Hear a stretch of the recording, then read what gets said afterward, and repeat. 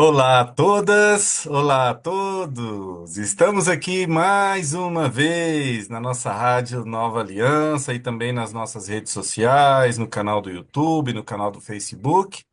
E vamos dar continuidade aqui pela Comissão Justiça e Paz da Arquidiocese de Brasília. Meu nome é Fernando Barbosa e hoje nós vamos dar continuidade sobre essa conversa, sobre como a gente pode estar bem, né, com a questão do Janeiro Branco. E para isso, estamos hoje aqui com a Eliana.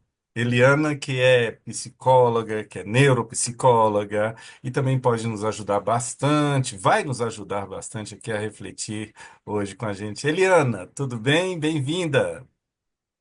Oi, Fernando, obrigada. Muito obrigada pelo convite. É uma satisfação poder falar de um tema tão importante para tantas pessoas. Muito obrigada. Então, Eliana, eu estava falando contigo agora há pouco e a gente aprendendo sobre essa questão da inclusividade, saber apresentar-nos, né? Eu estou aprendendo, você vai me ajudar se eu estou esquecendo alguma coisa. Eu sou o Fernando, cor de pele branca, meu cabelo é um cabelo castanho escuro, ondulado, eu estou usando óculos, estou usando uma camisa gola polo, que ela é cor vermelha vinho com umas listras, né? É esse, e no fundo aqui da minha tela tá, eu coloquei a catedral daqui de Brasília, aquela foto que pega os sinos e a catedral aqui no fundo. Eliana? Fernando, é exatamente isso que você fez. A audiodescrição, que é o nome disso que a gente faz, é descrever para pessoas com deficiência visual aquilo que não pode ser visto, seja por uma incapacidade parcial ou total. No meu caso, eu tenho deficiência visual, eu sou baixa visão, então muitas coisas que são visuais ficam restritas para mim. E aí, aproveitando a deixa, eu quero me apresentar. Eu sou uma mulher de pele branca, eu tenho cabelos crespos, castanhos escuros na altura dos ombros, e eu estou vestindo uma blusa azul escuro. E é muito bom a gente poder fazer isso para que todas as pessoas tenham acesso aos recursos. Sim, eu acho. É aprender e crescer, né? Eu acho interessante, Eliana, hoje a gente falar sobre isso e falar com uma psicóloga, com uma mulher que tem uma formação específica para o tratamento da saúde mental de nosso povo, valorizando o tema da ciência, sabia? Às vezes tem gente que diz assim, fica, como é que eu posso dizer, com uma falta de cuidado com um dos dons do Espírito Santo também validados na Igreja Católica, que é o dom da ciência. O Papa Francisco continua fazendo vários encontros e validando isso também. Eu acho interessante, se você me permite, Eliana, antes da gente começar mesmo a falar sobre o Janeiro Branco, é a gente falar sobre o que o Papa Francisco a gente já consegue pesquisar ali de alguns textos. Tem uma coisa que eu achei bonita dele. Ele disse o seguinte: a fé e a ciência podem se unir na caridade, se a ciência for colocada a serviço dos homens e mulheres do nosso tempo. Olha só que interessante. E tem uma coisa, sempre esse foco que o Papa Francisco traz para a gente ir atrás, estar com o povo que está na periferia. E aí, nesse sentido, hoje, para quem está ouvindo aqui a nossa rádio, está participando com a gente no YouTube, no Facebook, nós vamos falar especificamente sobre um olhar sobre a saúde emocional de nossas crianças. Tem muito pai, tem muito mãe, a gente com certeza vai mandar esses vídeos para um bocado de gente das escolas, né, não, Eliana? Porque a gente está falando sobre esse tema hoje. E é isso que a gente vai falar, né? Sobre saúde emocional de nossas crianças. O que que é o Janeiro Branco, e aí você vai explicar um pouquinho. Pode ficar à vontade, Eliana, o que você traz para a gente. E tomara mesmo que seja divulgado, porque a informação tem que ser divulgada, né? É isso que a gente quer. Quanto mais a gente passa informação para os outros, mais acesso tem e mais prevenção a gente tem. Então, primeiro, assim, eu já vi numa outra apresentação de vocês que já falaram sobre a questão do janeiro branco. E primeiro, por que janeiro, né? Quem nunca fez uma promessa de fim de ano, daquilo que vai mudar, daquilo que vai renovar, daquilo que vai recomeçar? Então, a gente sempre pensa no ano novo como uma possibilidade de mudança, de começar do zero, às vezes, ou de reconstruir, ou só de mudar alguma coisa. Então, a gente vai pensar no lema do Janeiro Branco, que esse ano é o que fazer pela saúde mental agora e sempre. E aí, Fernando, o que que você acha que dá para ser feito pela saúde mental agora e sempre?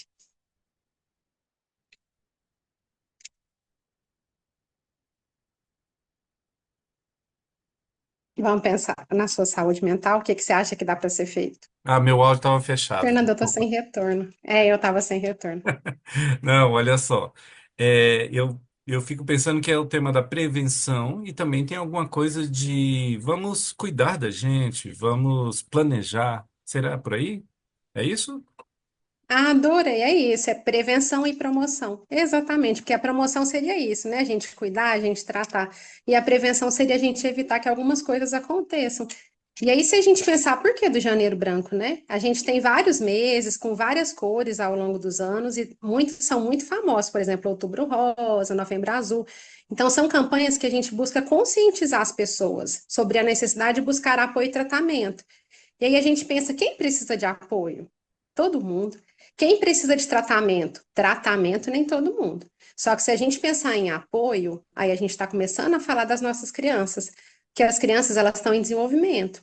Então pode ser que pequenas coisas lá na escola, num berçário, com um coleguinha, com um irmão, que para a criança é tão significativo, para os pais às vezes aquilo não tem importância. Então é sobre isso que a gente quer falar, porque já foi provado em pesquisa que transtornos que vêm da infância, se não tratados lá na frente, podem desencadear muito mais disfuncionalidade. E é isso que a gente quer evitar, que essas crianças tenham um lugar seguro, promover que elas tenham um lugar seguro para a fala, para expressar seus sentimentos e para gerir esses sentimentos. E aí, quando a gente pensa em saúde mental, Fernanda, a gente pensa muito em ansiedade, a gente pensa muito em depressão, pânico e estresse. E assim, quem que não tem isso? E aqui eu quero muito falar sobre a patologização que a gente está fazendo hoje. Quantas pessoas que estão fechando o diagnóstico sem passar por um profissional? Quantas pessoas que estão fechando um diagnóstico, às vezes, por vídeo no TikTok? Você conhece alguém que já fez isso, Fernando? Tem várias e vários, né? Ah, eu tenho isso, com certeza. Ah, eu tenho TDAH, né? Eu sou bipolar, essa coisa assim. E a automedicação, né? A falta de cuidado consigo. Exatamente. Então, assim, a gente está querendo promover a conscientização para ver se a gente evita isso. Gente, a internet é tão bom, é tão positivo, é tão rico, mas se a gente não tomar cuidado, a gente usa para outra coisa. Então, a gente quer falar sobre isso. E aí, quando eu falo em patologização, o que que eu estou querendo falar? Ter ansiedade, me sentir triste, ter pânico em alguns momentos, isso é normal. Quando é transtorno? É quando aquilo é recorrente, quando ele persiste e quando ele me causa prejuízo. Tá? E aí a gente pensa, e a criança tem ansiedade? Imagina, né? Ela tem ansiedade por conta de uma prova que ela vai fazer, de uma viagem que ela vai fazer, e aí a gente não fecha transtorno na criança desse jeito. A gente vai pensar em um sinal que ela está dizendo sobre a forma dela de existir. E aí, baseado nisso, a gente vai ensinar ela como que ela se regula, como que ela faz para viver de uma forma mais funcional. A gente só vai pensar em transtorno quando ele causa muito prejuízo, se naquela família tiver alguma genética que pode me predizer alguma coisa, se tiver uso de substâncias, na infância menos, né? Mas, por exemplo, uma maternagem que às vezes a mãe utilizou uma substância pode sim causar um transtorno. No adolescente, né? Quantas substâncias que os adolescentes usam e que podem fazer muito mal. Então, eu quero trazer aqui que o Janeiro Branco, ele não é só para pessoas com transtornos mentais. Ele é um mês de promoção, ele é um mês de prevenção e ele é um mês de tratamento, tanto para pessoas que precisam de apoio, quanto para pessoas que realmente têm um transtorno. Muito bom. Como é bom pensar que nós aqui, a gente, várias e vários que estão aqui participando, que estão acompanhando com a gente, como é bom pensar nessa questão que é uma dimensão. Qual é a dimensão que a gente trata? A dimensão do cuidado, a dimensão do cuidar, né? Eu gosto de lembrar, e você me ajuda, Eliana, de lembrar da frase de Jung, quando ele diz: quando você estiver diante de uma pessoa, seja um humano diante de outro humano, né? Humanize essa relação, apesar das suas certezas. Tem gente que trabalhando no seu cristianismo alimenta ódios. E como é que a gente faz para superar esse clima de ódio, essa questão de notícias falsas e de ficar, sabe, botando essa ansiedade misturada com muita violência? E nós somos da Comissão de Justiça e Paz, Eliana. Como é que a gente faz para lidar com isso. E aí, uma coisa, voltando aqui para as nossas crianças. Pensando sobre elas, quais os fatores que podem ser considerados como alarmantes em relação à saúde mental das nossas crianças? Fernando, você falou um negócio e eu lembrei de uma situação que aconteceu. Acho que é até interessante eu falar aqui. Como você apresentou, eu trabalho mais com crianças e adolescentes. E aí um dia chegou uma pititica para mim e falou assim, eu falei, por que que você está aqui? Aí ela falou, porque eu sou ansiosa. Aí eu falei, e o que que é ansiedade? Ela falou, não sei, só sei que minha mãe fala que eu tenho. E aí, quando você começou a falar, eu lembrei exatamente dessa pititica, que eu não vou falar o nome, então eu não estou sendo antiética. Estou contando o milagre, mas não conto o nome do santo. E aí, eu fiquei pensando agora, quantos rótulos nos acompanham a vida toda? Então, assim, quantos não consigo fazer uma tarefa que podem significar um burro para um pai em um momento e que aquilo a criança carrega a vida toda. E lá na vida adulta ela vai lembrar do pai tendo acusado ela de burra por conta de uma situação que ela teve dificuldade. Essa criança mesmo, ela nem sabia o que que era ansiedade, ela já se rotulava assim, intitulava assim, de tanto que a mãe falava que ela era ansiosa, que ela era ansiosa. E aí eu estava pensando aqui, como é bom a gente ver a pessoa como pessoa, e aí linka com essa frase que você falou. Então, assim, abaixo aquilo que eu sei, lembro que eu sou o cérebro maduro da relação, e vamos começar dali, né? Em vez de falar assim, você está ansiosa, eu posso falar, você fica agitada quando a gente vai viajar, e isso é normal. E aí, eu, como adulto, o que que eu posso fazer para diminuir essa ansiedade dessa criança? Eu posso falar mais em cima da hora, eu posso fazer um calendário e ir marcando X para diminuir aquela ansiedade. Mas assim, eu achei interessante para a gente ilustrar isso que você falou. Mas aí, voltando, que você perguntou sobre os fatores que a gente tem que ver como fatores de risco.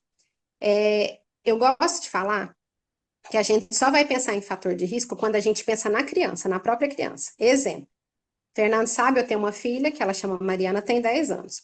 Então, eu vou pensar como é a Mariana e como a Mariana está hoje. Então, se a Mariana é uma criança que conversa muito, que é sociável e que ela teve uma mudança brusca nisso, é um fator de risco.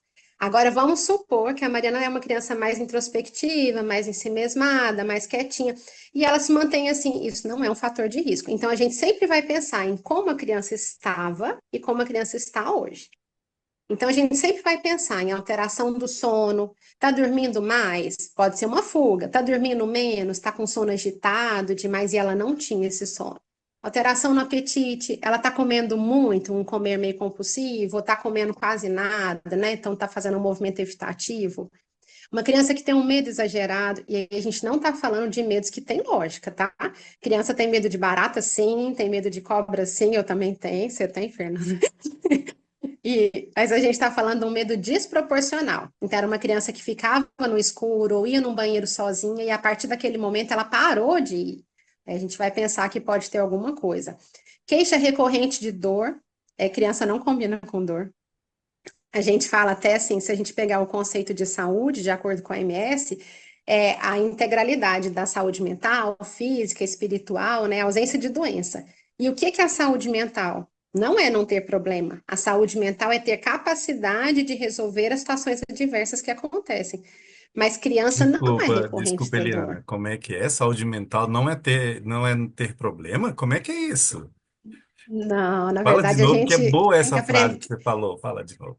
Saúde mental não é sobre não ter problemas. Saúde mental é sobre a gente aprender a lidar com os problemas, ou seja, a lidar com as adversidades. Então, a gente está falando muito mais de uma questão de resiliência. Então, o que que eu faço diante do problema que eu tenho, que eu estou vivenciando? E aí, Fernando, não tem jeito, eu sou psicoterapeuta, eu vou ficar falando mesmo. É a hora que a gente, pai, vira para a criança às vezes e fala assim: não fica triste. Pois eu falo, fica triste sim. Não fica com raiva sim. Emoções que a gente não sente, não põe para fora, em algum lugar ela vai aparecer. E aí, o que eu estou querendo dizer é: ensine para a sua criança o que fazer da emoção que ela tem. Então, poxa, eu entendo que você está triste porque seu cachorrinho morreu, eu entendo que você está com raiva porque seu colega quebrou seu brinquedo, mas isso não te dá o direito de bater nele. E aí a gente está ensinando essa criança a ter saúde emocional. Que é lá na frente, quando meu chefe chamar minha atenção, como que eu vou reagir? Né? Então, isso é muito importante.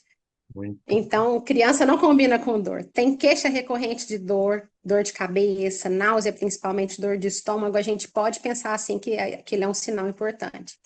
Outra coisa, uma criança animada, que gostava de situações sociais ou ir para a escola, do nada você percebe ela recusando, fazendo corpo mole de ir para a escola, ou não quer ir para o futebol, não quer ir para natação, não quer ir para festas.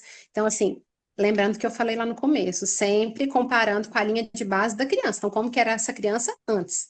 Não é uma criança que está assim agora. Isolamento social, não percebe que essa criança está envolvendo com os pares, né? Vai numa brinquedoteca, percebe ela sempre sozinha, sem medo de chegar. Então, de modo geral, o que chama atenção para a gente em relação a dados alarmantes é isso, é mudanças repentinas. E aí a gente precisa sempre estar investigando isso para ver se não aconteceu alguma coisa ou se essa criança não está tentando dizer algo.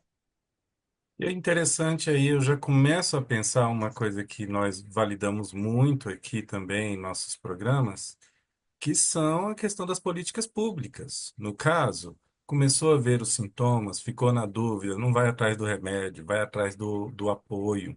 Existe CAPS, nós somos super parceiros do SUS, o Sistema Único de Saúde, somos um dos sistemas reconhecidos no mundo, né? Então, assim, tem os CAPs, né? Não, Eliana, tem várias pessoas que estão aí formadas, com capacidade de trabalhar, nem sempre é aquela leitura toda, não sei, muito preocupado com a questão do financeiro disso, e na verdade tem muita possibilidade, tem muito projeto social, tem muitas profissionais aí atendendo com muito boa vontade, de acordo com as condições também. O interessante é pensar nisso, é tomar esses cuidados, atenção na sua criança. E como é que a gente pode fazer? Você conversa sobre isso na sua comunidade? Como você está procurando? Não tem. O que que você está fazendo, né? E aí eu acho interessante isso, pensar essa questão das políticas públicas, né? É a minha leitura que eu tenho, Eliana. Se você tem alguma coisa sobre isso. Não, e a própria igreja, assim, daí de Brasília eu não sei falar muita coisa, mas aqui em Goiânia a gente tem paróquias que fazem um trabalho bem bacana disso, sabe? Atendimentos sociais, como você falou, tem universidades que têm profissionais que estão formando, mas que são supervisionados por psicólogos ou por médicos, né, que são os residentes. Tem o serviço público também, você falou do CAPS. O CAPS, o próprio CAPS, ele tem CAPS voltado para criança também, né? Na verdade, o CAPS a gente fala em atendimento, e aí, de novo, né? É prevenção e promoção. Então, assim, tanto para tratar quanto para prevenir. Então, estou percebendo uma criança com dificuldade, posso procurar o sistema público. A criança ela pode ser atendida por um psiquiatra, por um neuropsiquiatra, dependendo do transtorno, se fosse um TDAH ou um autismo, a gente pode pensar até no neuropediatra. Tem profissionais sim para fazer o diagnóstico, se for o caso, ou se não for o caso, estimular para terapia e para outras coisas também, que aí eu gosto de falar que não é só terapia, não. Eu gosto de puxar sardinha para mim, mas até um ponto. Esporte coletivo, criança tem que movimentar o corpo, igreja ajuda, principalmente igrejas que têm a salinha para criança, dela estar ali com os seus pares, aprendendo sobre aquilo, os valores que eu quero repassar para aquela criança. Então, quantas atividades tem que são para promover a saúde integral? A mental faz parte, mas é integral. Muito bom. Eu adiciono aí, você já me conhece também, né, Eliana, disso também, que é a da terapia comunitária integrativa. Em todo o Brasil tem. Se você é em Goiânia, se procurar, você vai achar. Aqui em Brasília, nós temos vários grupos também que atuam, são atendimentos muito bons. Eu sou terapeuta comunitário integrativo também, sei o que é, o que a gente faz com o nosso povo, né? Para exatamente essas ações de prevenção local, de fala, de escuta, muito bons a gente fazer. Vamos continuar? Vamos Temos voltar para o fogos nosso. aqui, senhor. Oi? Os fogos de artifício aqui. Não, não pegou, não. Vamos continuar. E eu acho que é interessante a gente, então, pensar nisso, eu acho que de uma forma mais específica, né? De que forma podemos ajudar as crianças que demonstram algum tipo de sofrimento emocional. Estou desconfiada da minha filha, estou desconfiado da minha filha, do meu filho, tá com esses sintomas, pareceu alguma coisa assim. O que eu faço? Então, eu sei que você já falou, Eliana, mas vamos repetir, eu acho que é didática, pedagógica, a gente continuar fazendo isso. Vamos lá? Sim, vamos falar quanto mais melhor, né? E aí, assim, é importante primeiro eu pensar quem sou eu na vida daquela criança. Quem pode escutar aquela criança? Então, assim, a gente vai pensar primeiro uma escola. Na escola, a gente tem a figura muito do professor, isso é tão interessante. Tem muitas queixas que chegam, vêm da escola, tá? E, assim, queixas mesmo, de criança que está sofrendo, que está mais ensimesmada. Eu estou até desconcentrada por causa do barulho, mas vamos lá. Outra coisa que eu vou pensar: um pai, uma mãe, alguém na igreja, um coleguinha que pontuou para um pai de alguém. Então, assim, a gente sempre vai pensar. E aí, quem sou eu na vida daquela criança? Primeiro, eu vou deixar a criança falar. Só que deixar a criança falar é a gente lidar com a nossa ansiedade. O que é isso? É a criança que está falando, não sou eu que vou concluir. Então, a criança está falando que aconteceu uma situação chata na escola. Eu vou virar para ela e vou deixar ela terminar. Eu não vou concluir. Fala logo. Eu vou deixar ela falar, evitando julgamentos. Por quê? É uma criança que está me falando, não é um adulto. Segunda coisa, eu vou validar os sentimentos. Eu já falei sobre isso. Então, assim, eu entendo que você está triste, eu entendo que você está com medo, eu entendo que você está com raiva, mas, sempre é um mas. Ou vamos fazer juntos para diminuir o medo, ou você não tem o direito de bater no amiguinho. Sempre é um mas. E aí, nesse mas, eu já vou estimular a criança a pensar no que deveria ser feito positivo. Eu estou ensinando uma coisa que chama resolução de problema. Outra coisa que é importante, manter rotina organizada. E é aqui eu gosto de falar muito sobre pais separados. Porque às vezes a criança tem uma rotina na casa da mãe e outra rotina na casa do pai. Isso é normal, Fernanda. A questão é quando essa rotina é muito discrepante, a ponto da criança perder a segurança. Então tem que ter hora de dormir, tem que ter hora de acordar, tem que ter o que comer, né? Tipo assim, não é comer só um miojo, alguma coisa assim. Então, isso aí ajuda muito a criança a se sentir segura e a compartilhar o que ela está sentindo. Incentivar contato social.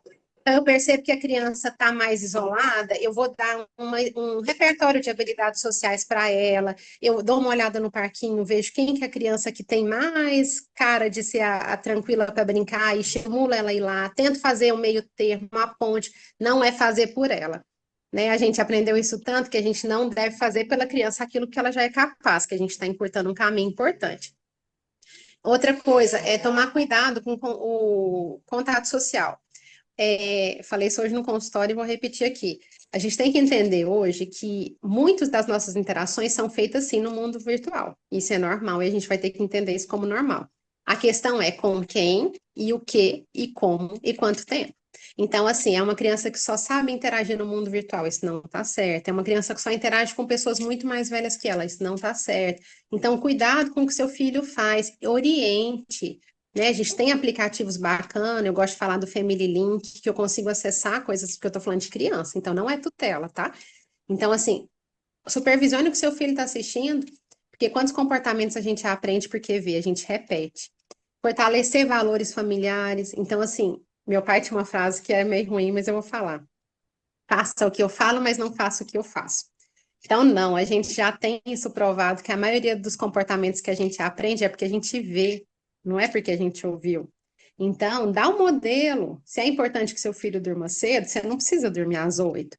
Mas também você não pode colocar a sua casa para desligar às 2 da manhã, que essa criança está tendo outra mensagem. Então, assim, mostra para a criança que aquilo é a mensagem familiar. E envolver a criança em atividades. Então, assim, eu quero que a criança saia da tela. Mas só falo, sai da tela. Eu escuto muito pai que fala para mim, ele tem que aprender a conviver com o ócio. Eu concordo. Mas sai da tela para fazer o quê? Então, assim, vamos colocar também no lugar daquela criança. A criança tem energia, a criança precisa gastar, vai para um parque correr, vai para uma piscina nadar. Não tem como ir, mas eu posso fazer um jogo de tabuleiro, eu posso jogar um dominó, eu posso brincar de desenhar. A questão é você se envolver com a sua criança, é não deixar que ela fique somente no mundinho dela virtual. Então, essas são as dicas que eu acho que são mais bacanas. Mas sempre, sempre é se colocar no lugar da criança, porque quem está falando é uma dor infantil, não é a nossa dor. Saber lidar, cuidar, né? Atenção, saber escutar é uma superação das ansiedades, né? Muito bom. Eliana, tempo já fugiu da gente, você acredita nisso? É Nossa rapidinho, Senhora. passa. É muito rápido. Então, assim, eu queria que você trouxesse agora, já numa busca de finalização, qual a mensagem que você dá, já pensando sobre tudo isso, Janeiro Branco, que eu percebo? Fala com seu coração, você mãe da Mariana, você esposa do Antônio, você, sabe? A Eliana, que também pode amar a você mesma. O que você percebe nesse janeiro que traz aí do fundo do coração para todas e todos que estão ouvindo a gente aqui na nossa Rádio Nova Aliança, aqui pelo nosso canal do YouTube e pelo nosso Facebook? Qual a sua mensagem final? Fernando, sempre que eu vou concluir uma fala, eu gosto de usar uma frase do Isamitiba que eu acho assim perfeita. Ele fala que criar uma criança é fácil, basta satisfazer as vontades dela. O que é difícil é educar. E assim, o que eu quero deixar de mensagem aqui é que nós, pais, nós adultos, se nós decidimos ter filhos, a gente tem o papel e a obrigação de educar os nossos filhos. Nós temos os nossos problemas, nós temos as nossas dificuldades, nós não somos perfeitos. E aqui eu estou me equiparando com todo mundo. Às vezes me machuca muito ver no consultório eu orientando tantos pais e eu errando tanto com a minha filha, mas isso faz parte do processo de maternidade. Então, assim, perceber os seus erros, aproximar da sua filha, pedir desculpa da sua filha, do seu filho, né? Quantas vezes eu peço desculpa para Mariana, porque eu tô nervosa de um dia puxado e eu tô descontando nela uma coisa que nem dela é. E isso não nos faz menores, pelo contrário, isso faz o seu filho ter certeza, a sua filha ter certeza que você é uma pessoa que a respeita e a ama apesar de tudo.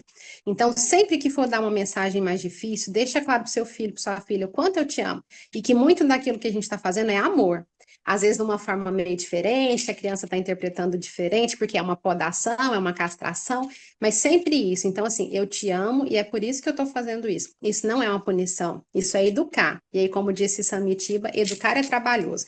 Então, nesse trabalho que eu quero que todo mundo continue, e é o que eu estou tentando, tanto no consultório quanto como mãe da Mariana, e é isso que eu desejo para todo mundo, que a gente aprenda cada vez mais a educar os nossos filhos para o mundo e para a vida, não é para a gente. Tá bom, muito obrigado. Eliana, como é que é? É Instagram que você usa mais para quando precisamos de contato seu? Como é que é? Sim, eu uso o Instagram, é @Eliana Haddad. Meu Haddad é ADDAD. ADDAD. Isso, Arroba Eliana Haddad, ADDAD. Tá bom, Eliana, isso. muito obrigado. Muito obrigado a Obrigada a todas e você, Fernando. todos que participaram com a gente aqui, que nos viram também nos nossos canais. Um grande abraço e vamos ficar agora com a nossa teóloga Simone Furquim, que vai trazer a mensagem do Evangelho que ela traz para a gente. Grande abraço, gente. Muito obrigado, Eliana. Grande abraço. Tchau, tchau. Agradeço, obrigada. Olá, ouvintes! A leitura de hoje é Marcos, no capítulo 16, versículos de 15 a 18. Este pequeno trecho faz parte da narrativa maior que se inicia no versículo 9 e que narra pela segunda vez sobre o Jesus ressuscitado ter aparecido às mulheres e às outras pessoas. Elas anunciaram aos 11 discípulos, porém eles não acreditaram. Jesus então chama a atenção deles pela falta de fé. A pesquisa bíblica nos informa que neste capítulo 16 do Evangelho de Marcos, os versículos de 9 a 19 não pertencem ao texto original do Evangelho. É um acréscimo posterior, porque esses versículos não estão nos manuscritos mais antigos que foram encontrados. É importante que consideremos essa possibilidade por dois motivos que devemos perceber em todo o capítulo 16. Primeiro, porque os versículos de 9 a 14 repetem pela segunda vez a narrativa da ressurreição, como que fazendo uma síntese da narrativa, porém modificando-a. E segundo motivo, o texto não pertencer ao Evangelho de Marcos diz respeito às palavras de exclusão proferidas aqui por Jesus. Quem crer e for batizado será salvo, quem não crer será condenado. É importante nos ater que isso é contraditório em tudo que Jesus fez e ensinou durante sua vida pública, narrada nos 4 evangelhos. Nos 4 evangelhos, Jesus ensinou sobre a inclusão de todas as pessoas no plano de salvação do Pai, independente dela ser de religião judaica. Jesus dialogou e respeitou com os samaritanos, a Cirofenícia, as diversas pessoas consideradas pagãs. Em nenhum momento Jesus discriminou ou excluiu alguém por não crer ou por não ser batizada. É importante que olhemos para a leitura bíblica e interpretemos os textos sempre na ótica do amor misericordioso do Pai, senão iremos legitimar as exclusões e as violências em nome de Deus. Sabemos que a Bíblia é a palavra de Deus enraizada na história humana, portanto, escrita por mãos humanas e inserida no seu tempo, na sua cultura. Por isso não podemos ler ao pé da letra. Se queremos ser fiéis ao Jesus Cristo, devemos ler a Escritura a partir do que ele nos ensinou a todo momento, mostrando o amor misericordioso do Pai e o amor às pessoas, sobretudo as mais sofridas. Que o mesmo Jesus que viveu na Palestina e lá acolhia a todos e todas do seu tempo, continue vivo no meio de nós, através de nós. Amém.